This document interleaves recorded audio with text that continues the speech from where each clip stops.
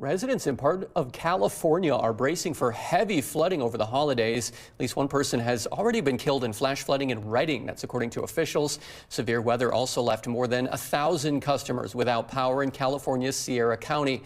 Much of Central California is under a flood watch until Friday.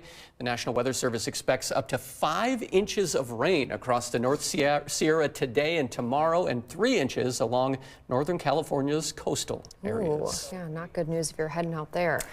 Winter weather can damage your indoor plants, even when they are inside. Lighting poses one of the biggest challenges. Winter cuts daylight hours short, of course, robbing your plants of the light that they need. You can buy supplemental lights to offset those shorter days. Dry winter air creates another problem.